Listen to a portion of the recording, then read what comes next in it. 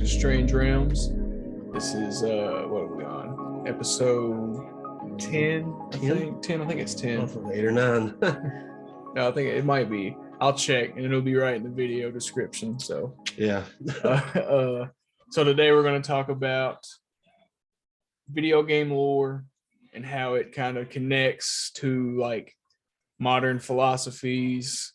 Just little nuggets of like similarity, like correlations or similarities that are in both.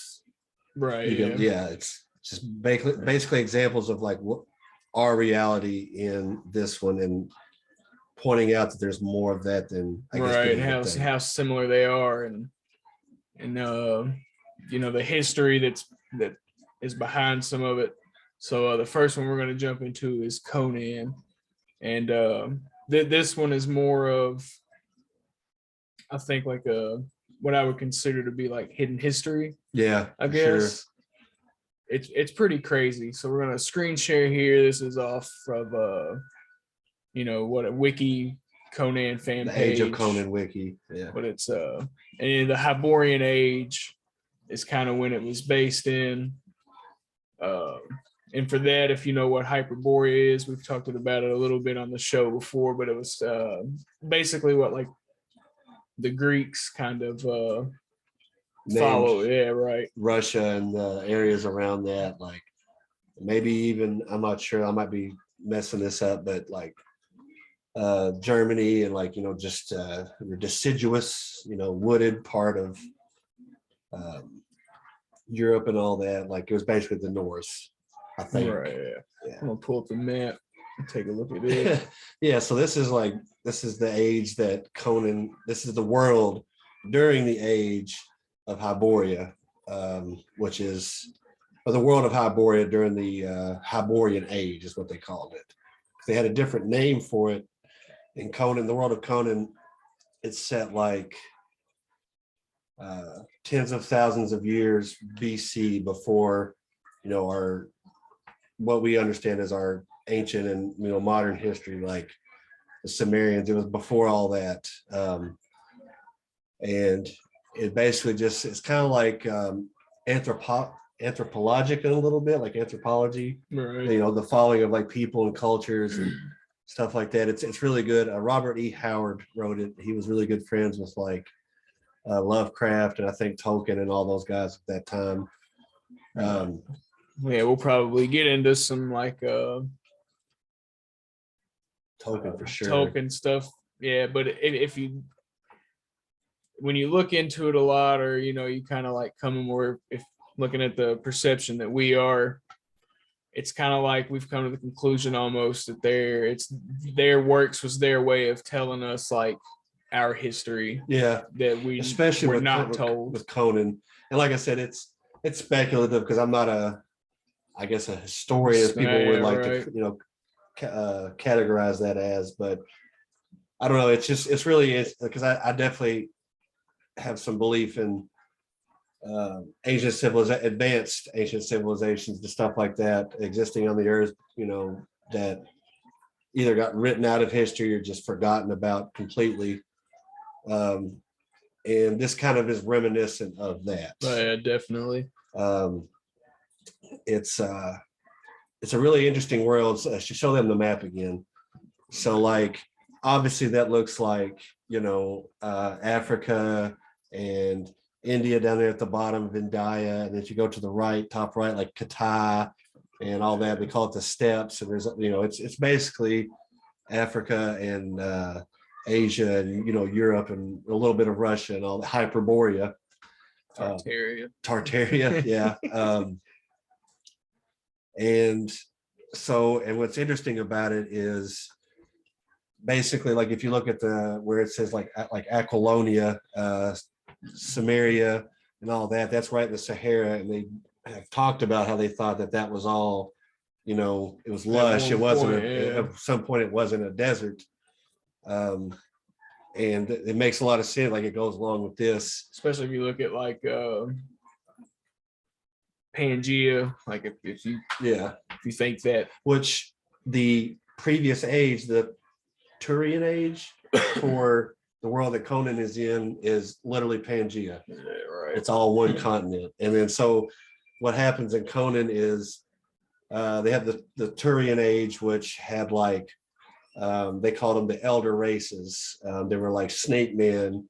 There was the deep ones who were like they lived in the ocean and in the water. They were like, you know, amphibious looking, like, you know, fish like kind of. Right. They had like these harpy bird people, like all these different like animal like, but you know, humanoidish, but they were super intelligent. Yeah, right. They were really, really smart, and they had all these empires and civilizations like advanced in like magic and esoteric knowledge, and they had like just a really good understanding of like how the world worked and stuff like that. And they had knowledge about like, you know, other dimensions, interdimensional, you know, travel and stuff like that. And then they had what was called a cataclysm, and like which I guess you could equate that to like, for what most people understand, how like like plate tectonics, like it, you know, ripped apart and changed.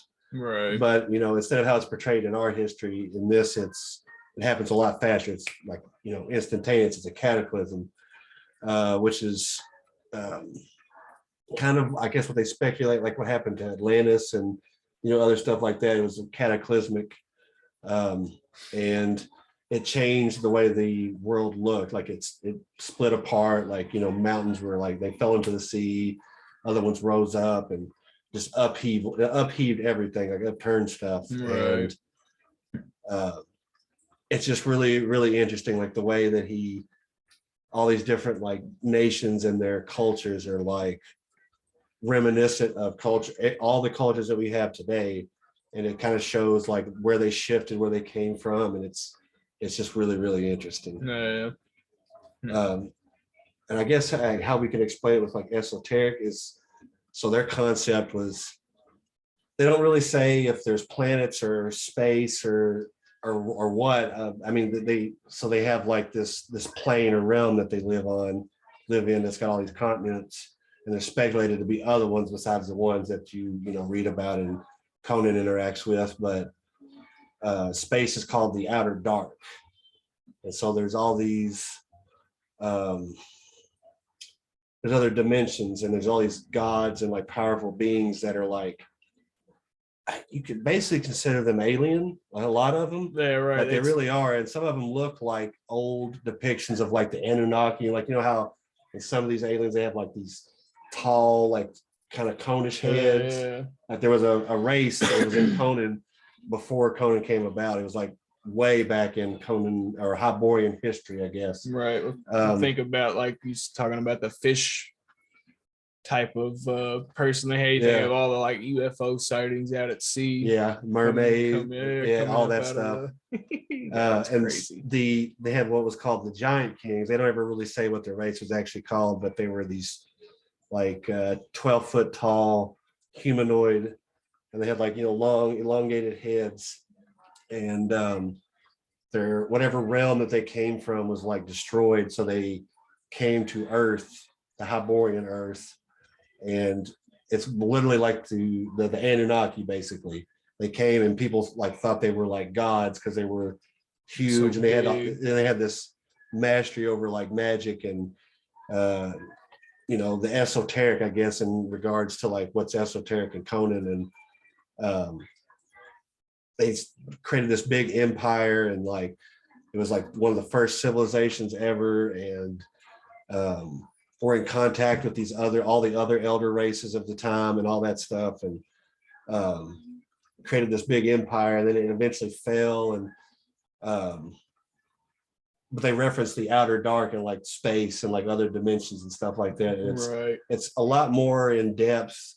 And because Robert E. Howard is really good friends with Lovecraft and all the stuff that, you know, he wrote about, like there's a lot of references to like Yog-Sothoth and all those Chthonian and it looks, if you go back and look too, I mean, just look at like Egyptian hieroglyphs and stuff and different cave paintings and all kinds of different stuff, man. There's giants on a lot of almost different- all the old ancient, like yeah. what we consider to be ancient civilizations, which I think it's Yeah, to me, I think it's kind of like there's definitely history people don't talk about for sure. And whether or not, like, he could have just been basing it off what folklore for us is, but at the same Right. time, it's just like, I don't know, like the way that the different cultures and stuff like that, and nations and people of those cultures and nations migrated around. Like, if you have it's to consider too the speed of information travel back in what, I think the 20s when this was written. yeah, So I mean, yeah. Well, I mean, like if you look at, we've talked about this in other episodes, especially in our mythology and history, hidden history one, where stuff gets written out or changed over time, or like I said, just forgotten about altogether. completely omitted. And yeah, there's just a lot of like little nods to hidden history in Conan, and it's really, really, really interesting. I like Man. this. What does it say? The Old Tarantia, yeah, which is like old Tartaria. Tartaria. Yeah, It's cool. I haven't really looked into. we really got to Tartaria in a do an while, episode but eventually about Tartaria because it's fascinating. it just man. blew my mind for so long. And Yeah. I have to get back. And if you don't into know it. what that is, please like look up, do It's- some, And just also- search it and be like, oh, this is the first thing I click on. Right, Okay, this yeah. is stupid. I'm done. Like look into it a little bit, put like 30 minutes and you'll And, find some interesting stuff about There's a Tartaria. book called Hyperborea, and it's written in it's like a poem or sonnet Mhm. type of format, and it's supposedly one of the oldest like texts there is. But in it, they talk about people trying to travel up north past the ice, and a guy that finally he made, like, I can't remember, it was several voyages that he made and then lost team members and stuff during it. Yeah. But he got to a certain point at one of his travels, and he found like tents and stuff of People had already made the trek. and to him, like, into to wherever he, I think it was England, he came from England maybe, but to their knowledge, he had traveled further north than anyone. Yeah. And then he gets to this certain point and finds, the existence of other people that have already been there. Yeah. And I'm pretty sure, I can't remember because it's been a long time, but I'm pretty sure they mentioned giants in it too. Yeah. So yeah, but the So- book's so old that there's no copyright on it, Mhm. right? Like there's nothing. There's no credit given to who Yeah, made it. yeah. It's pretty wild. So I don't know. Conan is just really interesting in that regard. Like it has all these gods in it that are, the theology is really interesting in Conan. Like there's a lot of stuff that's like depicted. They call it demons, but that's just their term for stuff that comes from the outer dark or space, the void, other dimensions, whatever you want to call it. And where was I going with this? I can't even remember. But they weren't like they were really intelligent, and like they weren't necessarily like bad or evil. It was just Right. like, but like, so there was a god called Mitra, and that's actually a god of the Sumerians back in the day. It's either is Mitra or it's really similar to Mitra. There's one called Dagon. There's a lot of gods that are based off of gods in our like different theologies. Set was like there was a country called Stygia, and it was basically Egypt, and they worshiped Set. And there was Ibis, who was like Isis or Eset, the god of magic and all that, or the goddess of magic and all that. And there was a entity that was basically like Thoth. Crom, which is basically kind of like it's Scandinavian in a way, but like Crom is really interesting because Crom is a god. That's what his people, where he came from, Samaria, they worship Crom, and Crom is really interesting because his whole, like, you don't pray to him. Praying to him's a bad thing because he'll take notice and like send forth doom and destruction your way if you pray to him and you catch his attention. But at birth, Crom is supposed to, he like gives everybody, he breathes life into you, and he gives you courage and the will to survive. And after that, that's the only thing he gives you. So basically he's promoting you overcoming all odds. Like from the jump. yes, like he's all about like self-reliance and I can't tell if that's self-improvement, basically, in a really rough and harsh way. it But looks like Hebrew, but I'm assuming it's made up, or yeah, you know. it's I think that might be like their language. That's how it's like Yeah, right. the common tongue. It's whatever. very similar to Hebrew. Yeah. Hmm. And so Crom's one. There's Ymir is like the god of the Scandinavian Nordheim, the Scandinavian people. That's interesting too. He's got Valhalla and all that. Yeah, they have a lot of whatever Celtic or and the Picts worship what's called, it's got a really weird name, Jabal Sog, I think. And he's like that religion is super interesting because it's like he's the god of beasts and midnight and darkness. And so according to this god, everybody spoke the same language, the language of beasts, back in the primordial times. right. Everybody worshiped him. There were no other gods that got worshipped. And over time, men like evolved and forgot the language and forgot their true primal like nature. So but the Picts were like basically like they were almost what's the word? They were still Stone Age kind of. They had like they had like copper weapons and like hide fur and super primitive. Yeah, like they were primitive. That's the word I'm looking for. And they worshipped him. But when they were like that, did it ever say like humans could communicate?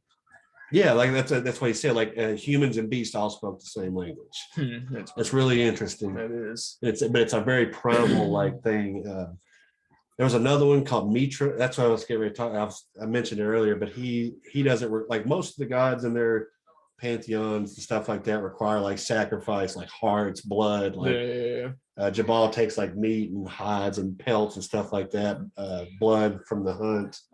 He's kind of like Hircine from Elder Scrolls a little bit, but he's more animalistic. But Mitra is like the god of like righteousness and justice and like not purity, because there's another one. It's like this big spider called Zath that's like the god of purity, but he doesn't require sacrifices or anything. He just wants you to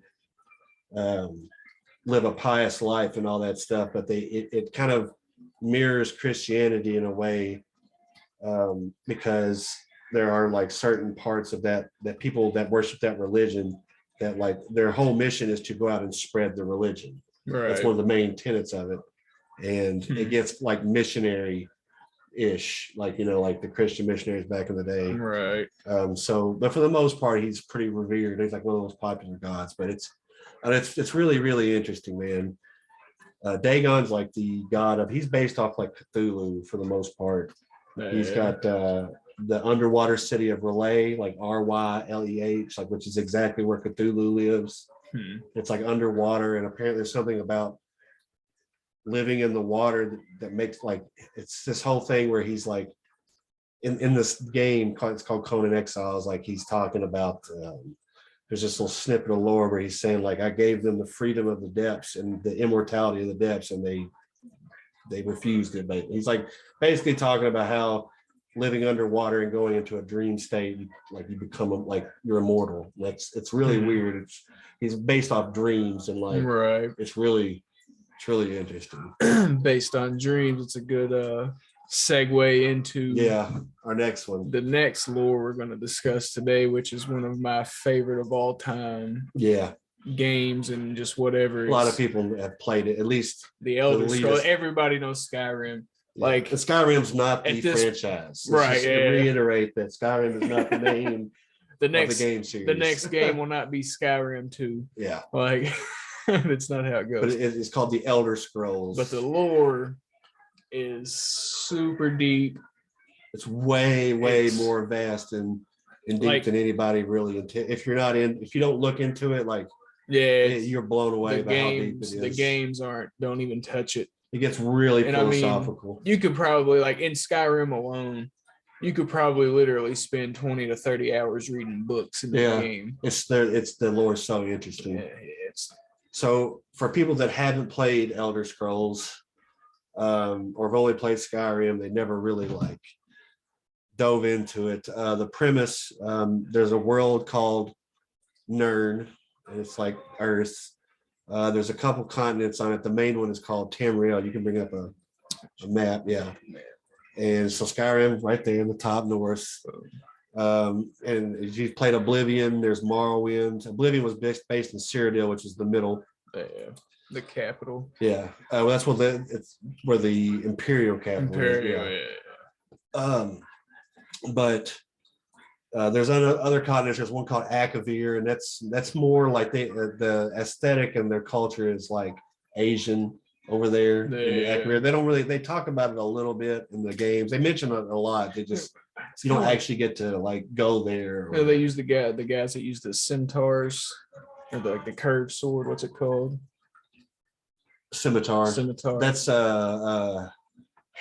That's the Red Guards. Okay. Yeah. Which is like Arabic. Almost. Yeah, like Islamic, Muslim, Arabic countries. Mixes a little bit of like African influence too. But that area basically, and I guess like the my favorite part of Elder Scrolls lore. So they've got, Nirn the planet, and you've got these continents on it, and they've got these gods and stuff, but the whole like the universe, everything that's in this game is literally it's this entity or being's dream, and all this is in this dream, and it's what they call the Amaranth or the Godhead. And basically these gods that are in this universe it's a really interesting, like it gets really philosophical, where they realize they're in a dream, but they also realize that they're individuals within that dream, that they're an individual person, right? They're their own person, and they realize both are true at simultaneously. Yeah. Which brings weight to, you come to modern times. If you're into this stuff, if you're watching this, you've heard of the simulation reality theory, right? Like we're in some kind of simulation, whether it be a video game or whatever you want to digital, however you want to conceive it in your own mind. Yeah, it's kind of the same thing, right? Like there's a creation story, like where there's these, they're called the Et Ada, I think. It's a hard to say name, and they were like, they created this, they were, in this dream. It's like the very start of the dream, I think. That's the only way I can make sense of it. And they sing reality into life, like through vibration and frequency, which goes into a whole nother topic. And that also ties into like Christianity, because God spoke into existence. Us, like it was sound. Exactly. And they made these like little realms, their own little realms and stuff like that, which is important. We'll come back to that. And then they were all like from the same place. There was like there were two forces within this dream. One was called Anu, who was like static, and it's really almost Buddhistic in nature. Like it's like you're in one spot and everywhere at the same time, like just aware, like self-aware. And then there was Padme, and she was like, it plays on the word pandemonium. She was like chaos, anti-order, randomness, and so they had this big like I don't know if it was a falling out or something, and somehow they created these gods, the Et Ada, and some of them decided, hey, let's make our own plane. It's a lot like Gnosticism, if you know what Gnosticism is. They made their own plane, and they got tricked into doing it according to some races in the game. Like the elves and other ones think that it was a trick, and that these divine beings got tricked into making the physical plane, and that the physical world is a lie and a sin. Right. And that they want to get back to the spirit, Therios, which is like the realm of spirit and energy. where they all all the other divine beings still are, and they like that's what the stars are. Like it's in this, it's basically a glow. It's like there is like a dome, basically a firmament. And so like the stars and the sun are where the Anna left the world, basically to go back to Aetherius, the spirit realm, which is on the outside of this like enclosed reality where Earth and all these other planets are. Glass. Yeah, and imagine like a glass ball with a bunch of planets inside. That's what it is. And they busted through, and then Magnus, who was like the greatest of them, he was like the source of magic. He busted this. That's what the sun is. Right.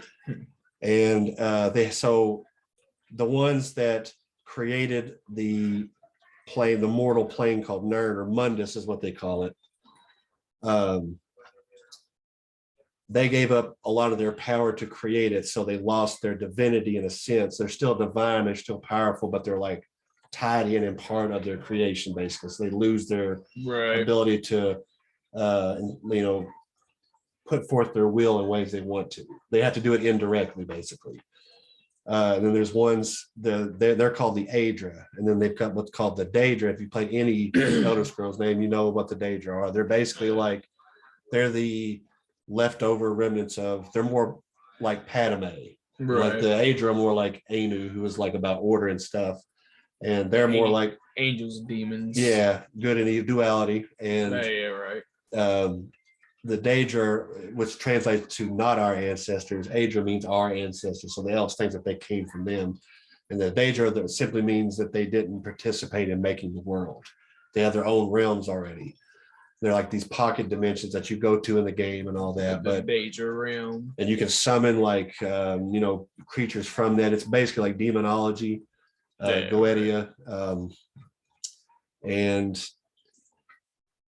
all these beings. They just like they toy with like the Aedra don't ever get really directly involved in mortal lives because they can't, for one, and then do it indirectly. The Daedra are just like rampant. They're constantly messing with people's lives, and it's basically almost kind of like how in Christianity you got like the devil making like little pacts and deals and messing with people's lives. And it's another lesson in from a philosophy standpoint of evil is forever present. It's quick, it's easy, it's all it's always available, right? The easy way out or the bad way out is always available quickly and easily, whereas the good path, while it's not directly like here and now, the longer the good path is walked, the better the outcome will be. The closer you're getting to it. The patience is a virtue. It's got a lot of that into it, type of thing. And the whole concept of the elves thinking that the world that they live on is like, I mean, it does have the earth and heaven, right? But like there is no hell. There's just a bunch of hellish like dimensions that these Daedra live in. And each Daedra has like a sphere of influence, like that. Like one's called Mehrunes Dagon, and his sphere of influence is like revolution, energy, chaos, destruction. Kind of like an Egyptian or Greek god, any kind of like god or god. It's the same type of lore. Yeah, they have their gods of certain like aspects of reality. But these are like demons of these certain things. Yeah.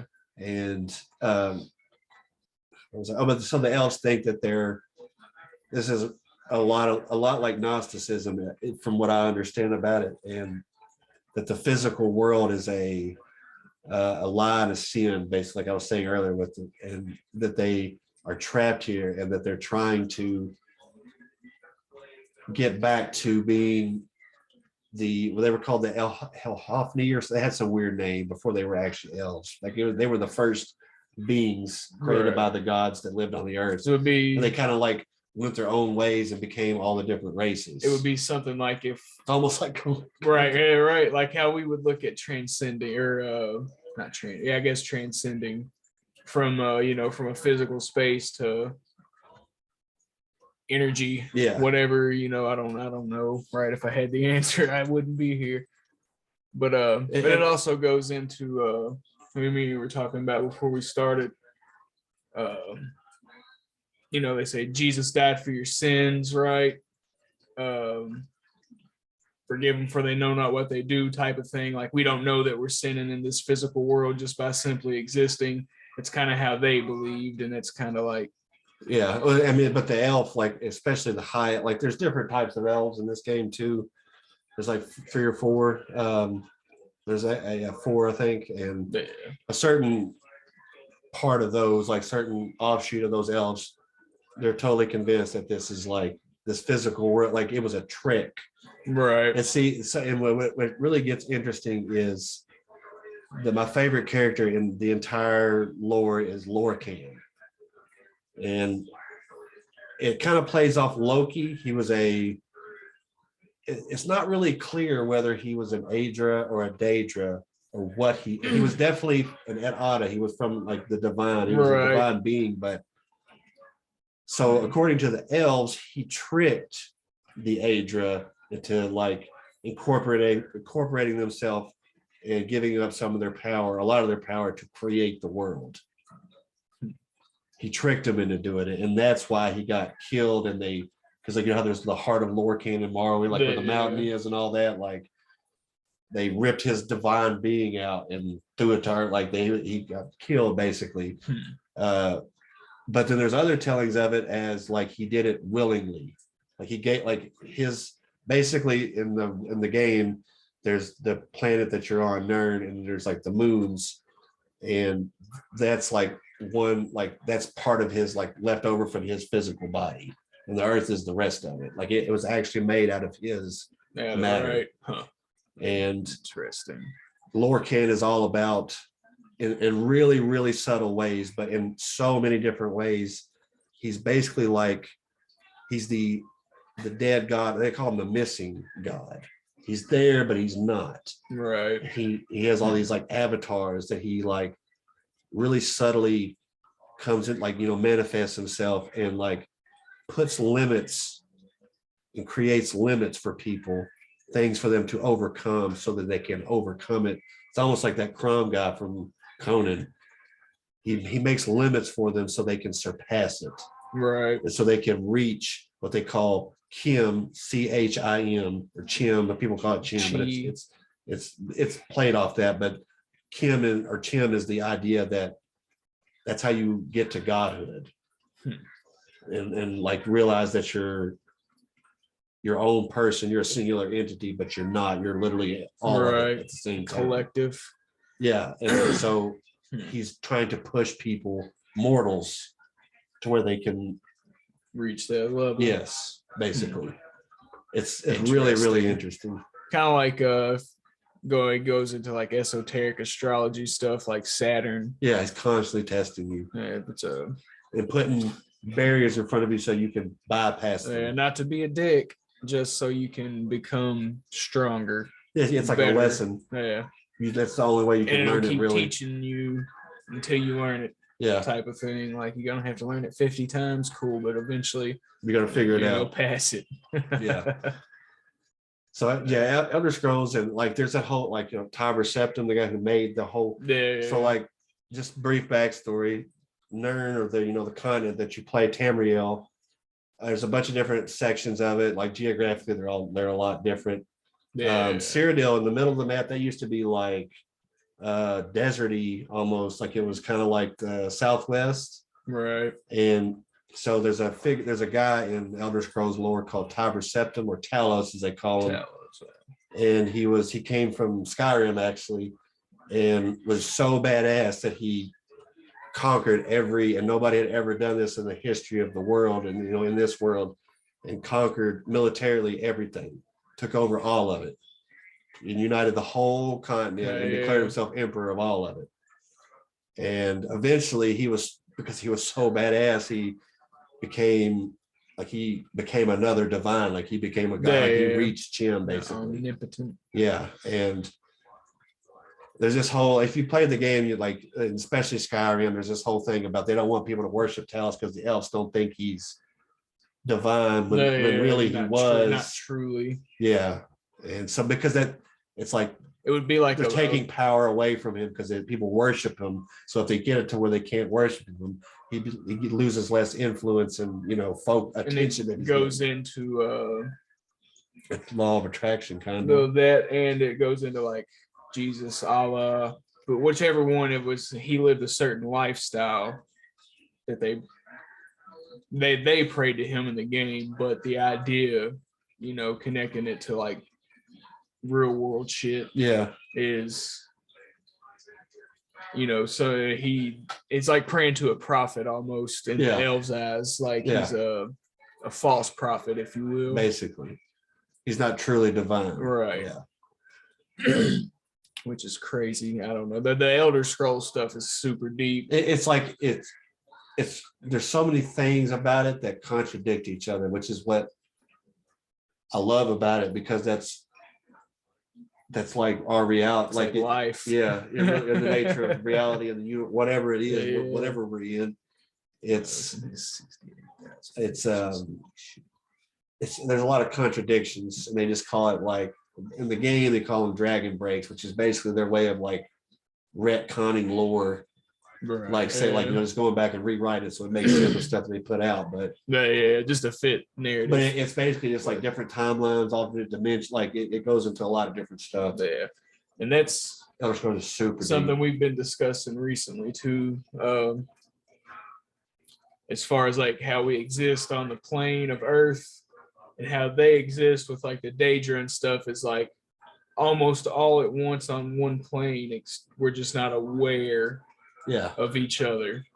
That's why you can go in Skyrim and you'll see like a vision of a battle that happened, which is like a time thing, but then you got the Daedra that cross over between the realm that they're from and that you're from, and you go into like Oblivion, which is realm passing. Them coming into our realm always costs something too, right? Which is definitely like esoteric in nature. Like you can't magic. You cannot get something from nothing. Almost all magic, like especially like The Witcher, which we're not going to talk about today, but we will get into that because it's super interesting.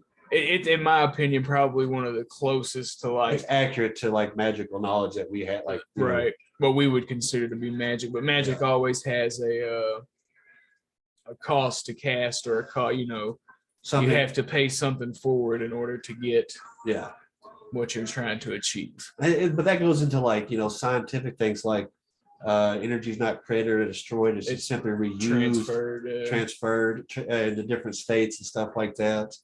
And then that concept where you were talking about all these dimensions, like existing in the same space, that goes back to like how we can only see certain parts of the light spectrum. But colors and shit. Like a small portion of it at that. So there's all kinds of stuff that we might not even be aware of that's going on around us. We literally can't perceive it. And so people say that cats can see stuff like that beyond the veil, or whatever you want to call it. Like babies are super receptive to that. There's a lot of theory out there that that's kind of like what ghosts are. Yeah, it's not a ghost like you think it's a ghost. It's an entity from, whether it be malevolent or that's different topic for a different day. It's a different spectrum. But part of the spectrum. But think about that. Like our eyes can only pick up so much as far as color and whatnot goes, which is why I think it's funny, a little off topic, but I think it's funny when they keep like bringing out these crazy TVs, and I guess over time it looks better when you first see it, but over time it's hard to tell. But like there's a certain point that we're going to reach to where none of that's going to matter. Like your eye won't be able to pick it up. Yeah, it's like the refresh rate stuff. Right. Like that. I see so many. Human eye can only pick up like 60 frames. I think it was the max, or it might be 50 or something. But now they got these computers out here pushing 300 or 400 frames a second. I'm like, you can't tell the difference. Possible to pick that up past a certain number. Yeah. Anyway, I just thought little our reality, we're picking up that's a super high frame rate, but like right. It's different. It's not pixelated, if that makes sense. It's physical to us. Yeah. And the next one we're going to go into, and this one is a lot closer to home.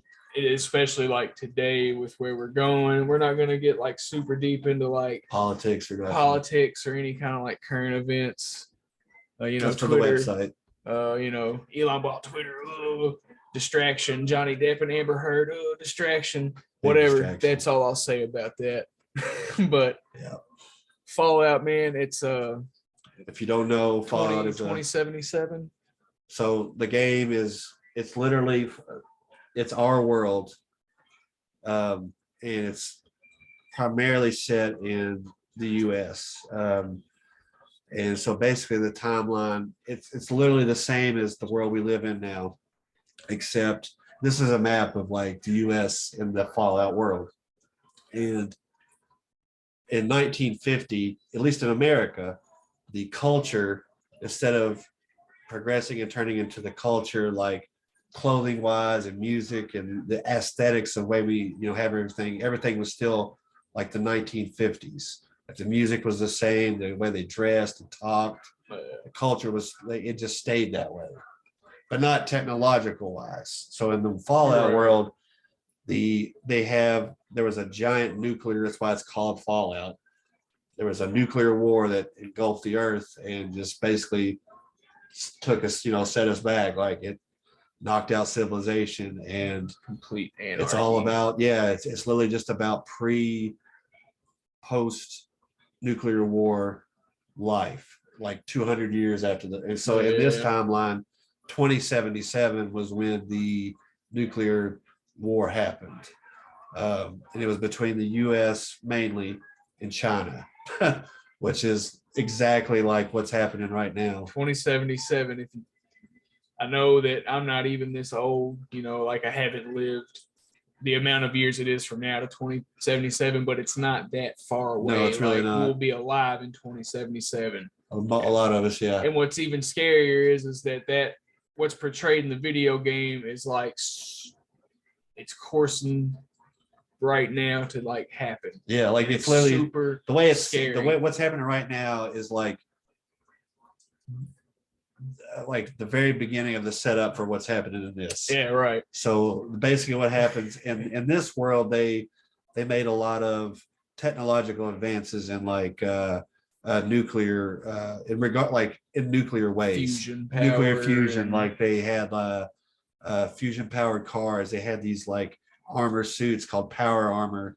It was basically like this wearable mech suit that you got in, and it was fusion powered, and they had like laser weapons, plasma weapons, but that was like super high tech before the war. That they existed when the war came out. Yeah, right. When the war happened, but it wasn't like to the public, obviously. Because there's stories like about there was like a quest and a place that you go in Fallout 4 where you read this like computer, and he's like, I got this like laser weapon. I'm not like, I can't let it was the ATF something, like they added laser and all this other stuff. It's basically like the ATF. He's like, I can't let them find out that I got this.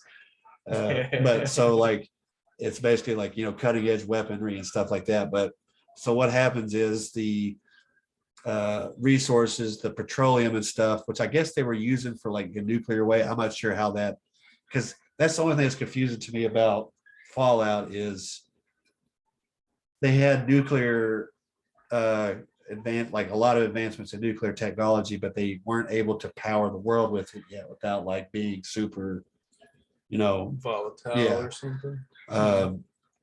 And they were on the brink of it, I feel like, because there's a couple like quests in 4 that kind of allude to the fact that they were trying to do that. But anyway, so we got in a fight with the US, they annexed Canada. The US did. We took over Canada. And most of Mexico, and resources were starting to thin out. The European Union, all those countries basically just fought amongst themselves, wiped each other out, and then it basically came down to America versus China. China tried to invade the US. They went over to the Alaska and tried to take out Anchorage. And basically tried to invade the US. There's this huge fight for like 10 years. They were fighting on that in Alaska for 10 years, and they finally beat them.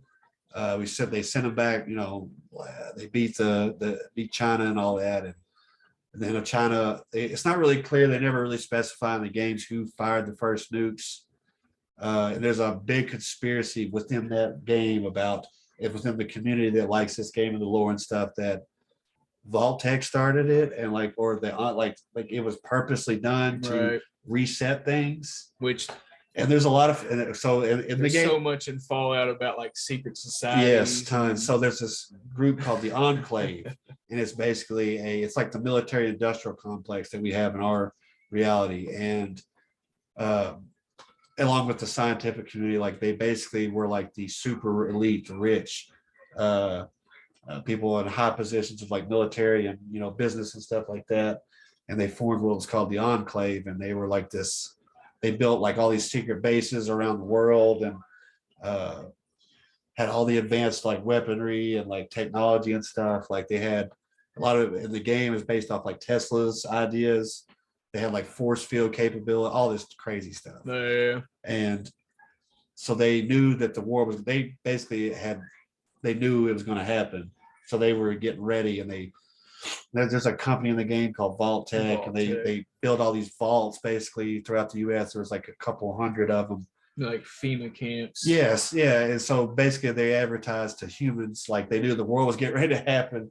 So they were like nuclear holocaust is a big possibility. So they made these vaults and advertised them to the public, and like it was really selective. Like most people didn't get in, but they could hold a couple on each vault, depending on where they built it.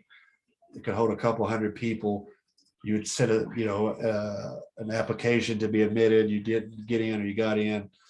They got in, and like when they thought nuclear war was going to happen, people would go into the vaults and they sealed them shut. And there's just so much to Fallout. Like I feel like I'm digressing, but I'm not. But so Vault-Tec, the company that built all these vaults and safe havens for people. I think, like I said, 200 vaults. I would say 150 or 170 of them had ulterior motives besides just housing humanity. Yeah, right. So most of them had some kind of like super secret experiment that they were running on the occupants of the vault without their knowledge, or they knew about it, but it wasn't portrayed. It was kind of like the Tuskegee experiments where they were saying that it was for this, but it was really some kind of super nefarious motive. Like there's one where they were manipulating with like white noise and like making people go crazy in the vault and stuff. There was some they were literally like messing with this virus, this compound that they had created that like sped up evolution in people's cells essentially. And they were the FEV, they created all the super mutants and all that. And they were like, there's multiple vaults where they were like literally just injecting like people with this, substance that would like make their body, like it was horrible. These crimes against humanity level stuff. Trying to make them. Well, it was an attempt at super soldiers and more resistant to radiation and all this other, like it was all kinds of different reasons why they did it. But and the Enclave, it's kind of like speculative because the Vault-Tec was working with the U.S. government, aka the Enclave, that group of the elites. Right. And it was all pretty much, they all were in cahoots with each other. So it's just this huge thing about secret societies, a deep state. And what's really interesting about Fallout 2 is the cultural. So like you'll see examples of this everywhere when you play Fallout, because it's based in America. Capitalism in that world had been taken to the absolute extreme. Yeah. I mean, it's inflation was crazy. Where we're at. To buy a donut was like $30 in U.S. currency. Like you'll see signs in the game, like boards like come on down to Slocum Joe's and get a coffee and a donut for $35.88 or something, and like all this just crazy stuff. And in China, like it was totally like communistic. Like nobody had any rights or freedoms. It was all about the proletariat helping the people. Like it was totally hijacked that way, like essentially what China is now. Right. Please don't get us flagged on YouTube. CCP. But yeah, basically what the CCP, and they ended up, they tried to invade, going back to what I was saying earlier, they tried to invade, we pushed them out, and then nuclear war happened. And there's all these like stories and factions that popped up from that. Some of the vaults, like people like 200 years later started popping out of vault. And the Fallout games are based in like 2277, like 200 years after the bombs fell and like some of the radiation died down and stuff. It's still a big aspect of the game is stuff is irradiated. There's radiation everywhere. Water supplies is all most of them are radiated. tainted. It's a game about survival, about how the human race is like clinging to survival. And it's got all these different factions. Like there's one called the Brotherhood of Steel, who were basically like military members who were like, the guy who started it was like a captain of this base where they were, before the war even happened, like right as the war, right before, like literally a couple of days before the bombs dropped, they were guarding this base where they were injecting people with that substance that made them like mutate. And he witnessed that. And he's like, this is fucked this up. totally, yeah. He's like, this is crazy. So he sounded like a broadcast, like, we secede from the United States. Like he rounded up all the scientists and like interrogated them, and they executed some of them and all, because they were just literally like playing God and like putting people through crazy amounts of pain just to, experience. It's basically like what they were doing in like it's like the Nazis and stuff like that. Like it's like literally like that. And so he was like, we got to keep, and then the war happened and he was like, oh crap. And then they had this epiphany that like humanity wasn't ready for that level of technology because it would just be used for evil ends. So they were basically, their whole mission is to acquire advanced technology and keep it out of the hands of people so we don't repeat the mistakes of the past. But if you play the games and you see the path, like that becomes corrupted a little bit because it becomes more military and about power than about an altruistic mission. Right. And then there's tons of AI in the game. Yeah. Which is like one of the main characters. So like the Enclave had like one of these, it was called, well, there's two games it shows up in. There was Eden. Remember that? He was basically like an AI that was the and see, the Enclave was the reason I love this game, and that part particular is it's literally like the Deep State. So like the Enclave, when they hid away for hundreds of years, they were like in their bases and they were working on their technology and just came up with like, and just made leaps and bounds in like technological advances and like they research, had their own like research labs. and They had everything. Like they had their own like basically like towns, like bunker, but they were like giant complexes under there, which goes into like, the whole like the U.S. government, our government having like all these underground bases. And anyway, so they hid away for a couple hundred years. And then when they reemerged and were like, hey, we're here, they had these like, they were called iBots. They're like these little like metal, like these robots, but they were like little metal balls kind of. They were spherical. They could float, and they would go out and like spread propaganda, basically like, floating around. We're the real U.S. government. We want to take us back to the old days of baseball and apple pie and all that stuff. And like it was just blatant propaganda. It was playing like old 1776 just like tunes all that stuff. And it was just super propaganda. Feel like we're the real government. Blah blah blah. Right. And so basically, what we say goes. It's just, if you really play the games, it's scary. It's a scary representation how similar. And it's like you sit back and you look at the game and you play it or whatever, and you can only hope and pray that it's not some kind of like Simpsons situation where they're like predicting what's to come, because it's so eerily like close and related. Names are changed, obviously, except for like the U.S. It's still U.S. and China, still China. But there's There's Nuka-Cola, which is like Coca-Cola. Yeah, right. There's General Atomics, which is an actual company in our world. Yeah. I mean, it's just And you got the similarities are a unreal. lot of stuff, AI with Tesla and what was that? The robotics company in there. CIT. CIT. There was a couple different Commonwealth ones. Institute of Technology, which is literally based off of MIT, which is the MIT. Massachusetts Institute of Yeah. Technology. But then they had what was it like Roboco? A Robco. Robco, yeah. Which was like this, basically like Microsoft. Yeah, right. Like most operating systems in the Fallout world were Robco operating systems. And it's just super.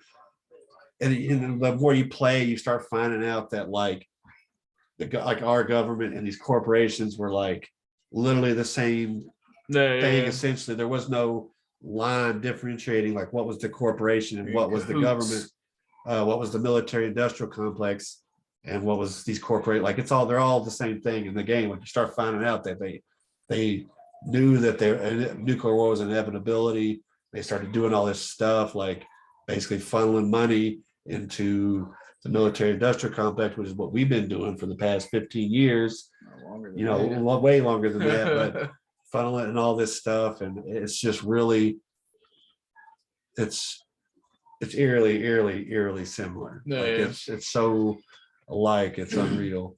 And I know I hate it because it sounds like it's black pilling, but it's scary close. I personally don't think it's going to get to that point. I don't think we're so. Blasting each other. I'm to the point now to where I've looked up so much stuff and I've read so much stuff that I'm not even 100% sure that nukes are real. You know what I mean? Or that we have them still. Yeah. Like I'm to that point now. It's like, or we have it enough to where it's going to be wiping stuff out. Right. Yeah. That's a whole different topic, because that's a paradigm shift for a lot of people. Yeah, right. But yeah, I haven't looked that much into that. I've heard of that stuff. It's interesting for sure. I have to look into it, but yeah, I mean, if anything, I feel like without looking into it, I would probably say we don't have as many as they say we have. Yeah, for right. sure. And like we always say, you can look into this stuff, you find it interesting. Don't take our word for it. If you play the games or whatever already, like you could probably see the similarities yourself. It's just so, I mean, it's. And we just like to talk about that stuff because it's cool. It's cool to talk about it and then maybe find out or like kind of connect where the creators of it kind of come up with the ideas. Yeah. Like maybe this is kind of their vision for it. And it's kind of cool to just unwrap it a little bit. I mean, because the Fallout one is so like. Yeah, man, it's crazy. I can't read like. And it's easy. It's easy how to close say it is to the reality we live in, man. It's easy to say that China was an easy choice because them in Russia, they're always the bad guys for Americans and like video games and movies and shit. It's just an easy out or whatever. Yeah. But the game approaches it from a resource standpoint, which is true. Yeah, exactly. Right. Like we're eventually, if we don't get into a different way of existing, like it's going to get to that point where we have finite resources. And at the very least go to war over it, like right. Yeah, definitely. It's a really good game to just sit there and think like, is this what we want? Yeah, right. Yeah, definitely. It evokes a lot of thoughts, man. Make you realize really quick, like, yeah, this is awesome. Like everybody's always, with the zombie games. I can't wait for zombies and zombies that kick ass in the zombie apocalypse. No, you wouldn't. Everybody'd be dead in that. In my opinion. Think about if you really existed in that reality, it would be so terrifying. Zombie apocalypse. Nobody would survive that, bro. Like there'd be very few people that lived. Yeah, dude. If you could make it to if you made it 10 days, you'd be like God. Golden. You're on God mode. Like that's what I always didn't like about The Walking Dead is they were, in my opinion, zombies would decompose. But yeah, right. By that point, like there's just no way that they're still walking around. 2 years later, there's a fresh. It's a zombie is walking around. No. Get out. Yeah. Anyway, I guess that's gonna kind of wrap it up for today. 3 games that have a lot of like little things in them. We'll do some more video game stuff. It's fun for us. It's it's a break from just looking up and presenting information. Yeah, right. We've been doing a lot of me and him talking about getting guests on. We're really getting close to the point where we can start doing that. I feel like so. Yeah, definitely. And that's when this is Be, really going to start taking off and get way weirder because we're gonna like we've already had a couple people in mind that we want to bring on, Yeah, and it's bring an open mind. That's all I can tell you. 100%. And definitely after we get the website up and going Yes, and get all that straightened out, it's about to get a lot better because he's moving back down closer, so we'll be able to work together more often. way more often. A lot more content dropping. Yes. Follow us on all the socials at Strange Rams on Twitter, Strange Rams on Facebook, YouTube. You're on here, obviously. Mhm. Like and subscribe if you haven't already. We appreciate If you're viewing this and you made it this far, we love you, man. Thank you. 100%. Even if you hated it, thank you for watching. Even the if whole you think thing. it's shit, drop it down in the comments and tell us we're why. awful. Right? Yeah, just let This us is know. garbage. I'd love to see any Constructive, comments. some Yeah. kind of criticism, right? Yes. But yeah, we appreciate you guys watching. Love you. Take it easy. See ya.